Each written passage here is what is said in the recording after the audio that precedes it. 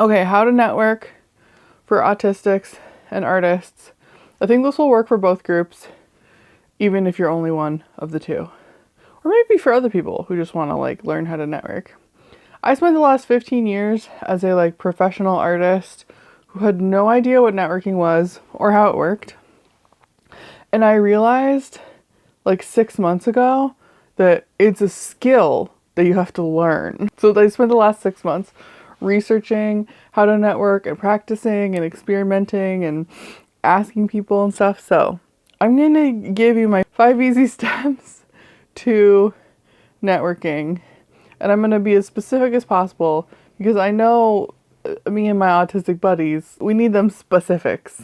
So if the only number one is just the TLDR, which is if you don't take anything else away from this video, being very literally honest about being bad at networking is actually very effective. Maybe this is only true in my experience because I am very cute and very doe-eyed and also very white and perceived as not threatening. When I say I am terrible at networking, I am trying my best, but I really struggle with social situations. I would love any help or connections you might give me. This is the script I've started using. Just being like very literally true and asking for help was the first thing that really like got my networking skills going. So that is the first thing I learned. Before all these other steps, I just started being like very brutally honest about being bad at it. So when I said that, when I'm brutally honest, more often than not, people would say, I think you are doing great, which I found super frustrating. So if someone says to you, no, I think you're doing great, that doesn't mean, no, you're actually great at networking. I don't believe you. It means I want to encourage your effort. So if you respond to someone saying like an encouraging effort kind of phrase by saying, thanks, it's been a lot of trial and error, or it's been a lot of practice, or yeah, I've failed a bunch and I sort of learned from that. And that's how I got this far. If you sort of make visible the effort you've already put in to trying to network, even if this is the very first time you're trying to network, people will respond more positively to that. So you say like, it's been a lot of trial and error getting this far. What steps do you think I should take from here? Because you're asking for advice and you're like explicitly asking someone to like help you make new connections and stuff. Those phrases have a 100% success rate so far. Connect me to another person in the field that I'm trying to understand more, connect with more. All the time. It has yet to fail me. I don't know if it will work for everyone, but for me, that's been very true. Okay, so step 2, why are you networking? You just need to figure out like who and where. So for me, I want to meet new artists to share my work in progress with, to give and receive feedback on projects, to collaborate with, and to attend in-person and virtual events with. My second goal is I want professional connections in the art world like gallerists, artists, and curators who are interested in technology art, textiles, sculpture, and disability artists who might include me in their shows or offer opportunities based on their knowledge of my work. And my third goal is I want professional connections in the tech world of people interested in product discovery coaching, user experience design, research, and accessibility. I have super specific goals about who I want to network with. Step 3 is research events that fit your goals. So in my case, this means events at galleries, conferences, museums, meetups, both in person and online. And so I'm attending events at like the Institute for Contemporary Art, the Disability Cultural Center, going to local galleries for artists, talks and openings, going to First Friday art walks. I'm actually going to one of those tomorrow. Attending online disability film festivals, conferences, etc., etc. And even though these are not like meetings where my presence is absolutely required, I schedule them on my calendar like they are. Because for me, the problem is that networking is never like the most important thing that needs to get done as soon as possible, right? Like a project goal would be. And so I don't prioritize it. And I always prioritize like getting the video done or finishing the client work or any of that stuff I always prioritize that over networking because like networking is very nebulous, right? So if I schedule it on my calendar like it's a meeting, then I know at least it doesn't mean I always make every event, but it does give you like an increased likelihood of attendance because other autistics and introverts might know the actually getting yourself to go to a thing is very difficult, but we'll talk about that in 1 second. So pick the events, schedule them on your calendar, and then research who is hosting them so that you'll be able to recognize them in person. So I recommend like going to the website, finding like 2 or 3 people, like maybe the curator and the artist in my case, and screenshot their face, their name, and their organization and put them in the notes on your phone. So that the second before you walk into the building, you can look at those notes, remind yourself who you're looking for and want to talk to give yourself like a game plan before you go in. These are all the days leading up to the events. Step 4 is the day of the event. So get dressed up in something that makes you feel wildly confident. For me, that means like so many colors and textures. Like I look like a bag full of highlighters. You need to wear something that one gives you 0 sensory issues because you're about to go into an environment where it is highly likely that you'll have sensory issues. The lights will be weird. There'll be overlapping sounds. Like more than one person will be talking at once. And then the very first thing you do when you get to the event, which is not something I see people giving themselves enough time for, is transitioning to being at the event. Like you put on the clothes, you did all the commute of like getting on public transit or whatever, you know, your bike or driving, like you did all that. Then you get to the event, you need time, especially if you are neurodivergent. You need to give yourself time to transition to the energy in the room. This can mean like walking the perimeter of the room a few times. This can mean like just getting water in the room. Like anything you can do that will help. So at an art gallery, I would just look at the art and talk to no one. There are things you can do at events that will help you transition to the energy of the room. Please do them first before you do anything else. Then once you've transitioned and adjusted to the environment, find the people that you wrote down. So look at the notes app on your phone, look at the faces and the names that you researched ahead of time, and just look for those people. They're generally like people associated with the event. So they're going to be the people that are expecting people to like come up to them and talk to them because it's their event, right? So it's the least difficult kind of person to approach because they're an event organizer. I always double check their names. Then when I find someone, I go up, I introduce myself, I give a very brief introduction, which is like, hi, my name is M, I'm a local artist. Super simple, just so they have like some context for who you are. And then I ask them a few questions about their event. Generally, I try to make these questions like a bit insightful. Like recently I went to a VR gallery event and I knew that the software that they had used for their gallery event was closed, like it was no longer being supported. And so I asked them specifically about that and how they were transitioning. Like I had that question prepared so that I could ask them something that wasn't just like, hey, how's the event going? Because that's not the kind of question you want to ask them. Tons of people are going to ask them that. You want to ask them something that like they are interested in. Oh, another example is recently I went to a gallery in the Castro and I had never been to the gallery before. So I was asking the gallerist specifically, like, how long have you had this space? What made you want to have this space here? What's the history of this space? What are you interested in? Like really trying to learn about the person and why they're like having this event. Okay.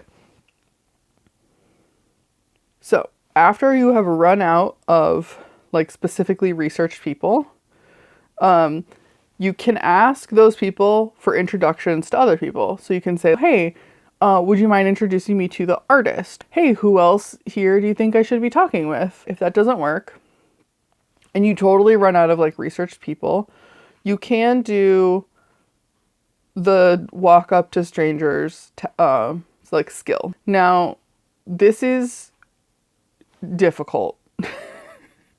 It's gonna take practice to get used to doing this. So I'm gonna give you an overview of how I recommend doing it.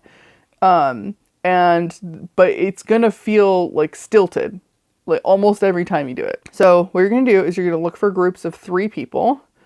2 people is okay, but you have to check their body language. Like if they're leaning into each other a lot, if they're doughy-eyed, if they're smoochy at all, like if there's any kind of like romance or flirting happening, just don't talk to them. They don't care about you. They're not there to talk to other people. They're just there to make eyes at each other. So look for either groups of 2 people standing like slightly farther apart from each other, or groups of 3 people or more. And just sort of like sidle up to them. If they're already in the middle of a conversation, just listen to what they're saying and nod and like look at whoever is talking. Generally, I recommend looking at people's mouths and not their eyes, because it's a little less intense, both for me as an autistic person, but also for the person you're looking at. You can glance up at their eyes occasionally, but do not look at people's eyes aggressively. And then, like, if they stop and look at you, like expecting you to say something, you can say, "Hi, can I chat with y'all? I'm always nervous about talking to people at events." It's really helpful to add in that little line about like, this is a little hard for me. This is a little awkward for me, because when you admit, when I said in step 1, like when you fully just admit honestly that like you're having a hard time socially, people, at least in my experience, are more likely to like work to include you. This might not be true in all situations. This might only be due to the fact of like I'm working in the art world or in the tech world. It might just be the Bay Area. It might be California. I'm not sure. I don't have enough data to show that like honesty everywhere is a good policy, but so far it has really worked for me. So you can say like, "I'm so nervous about talking to people at these events. I'm an artist. What brings y'all to this?" And they might be friends of the artist. They might, they might be collectors. There's tons of reasons people go to art shows. They might just like looking at art. You can also say something like, "Hi, I'm learning to meet new people and my friend recommended I walk up to people at this event." It's totally fine to call me your friend in this situation. It's fine. I consent. And so that helps like break the tension of like first interacting with new people, which is the hardest part. And then you just ask what brings them to the event. You ask follow-up questions about what they're talking about. Part of this process is repeat exposure. So like part of this is that when you're going to lots of events, you want people who overlap with you to like have seen you before and see you again and be like, "Oh, hey, that's M."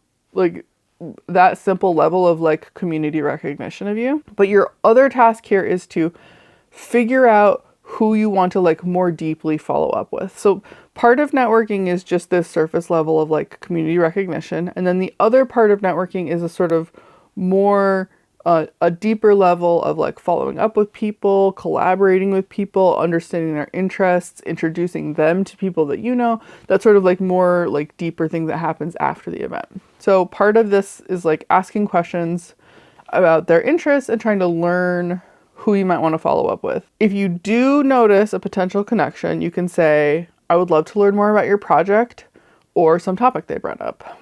Would you mind if I emailed you a few questions?" Do not ask every single person for their contact information.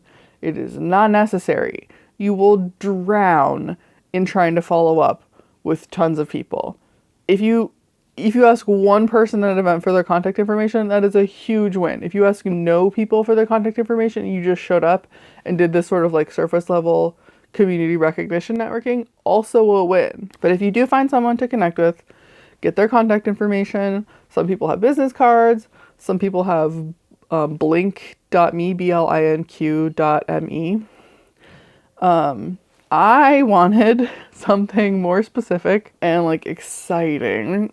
So I made tiny arts that I keep in this little tin package, and I open it up and I say, "Would you like a tiny art? You can pick whichever one you like." And it gives people like a little unexpected moment of joy that I hope that they associate with me in the future. And plus I just like giving away art. It is the best. Okay, step 5, this is the last step, is how to follow up. So whether this is like Instagram DMs or emails or whatever, reach out after a few days. If this is a more friendly connection, reach out in the evening. If this is like a professional connection, reach out at like 9 a.m. Remind them who you are, where you met, and ask them about something you chatted about, like a project that they mentioned, and communicate why you're interested in chatting. So here's an example. I got really excited when you mentioned tarot. I made a tarot deck and I'm currently working on a guidebook for it.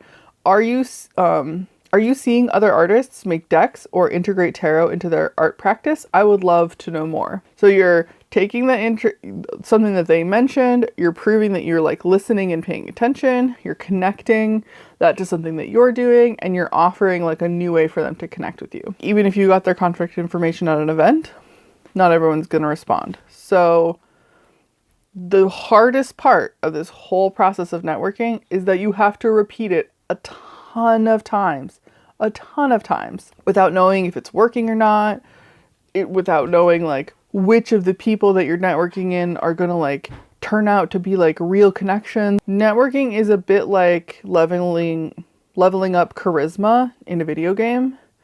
The effects are not at all immediate, and if you don't like keep at it and be persistent, you're gonna like lose progress, like lose momentum. So it's good to think about networking as this is not something that you build and then use, right? Networking is not a cup that you fill and then drink. Like, that's not how it works. Networking is the ongoing process of connecting and reconnecting, communicating what matters to you, and listening listening to what matters to other people, and then like literally like looking at what matters to you and them and sort of like finding the places where those things interconnect and how that might be interesting to work together in the future. I have only been doing this as a dedicated process for 6 months, and I can already tell that my confidence in networking as a skill has definitely improved. When I went into this, I was really thinking like, I'm autistic. This is doomed to failure.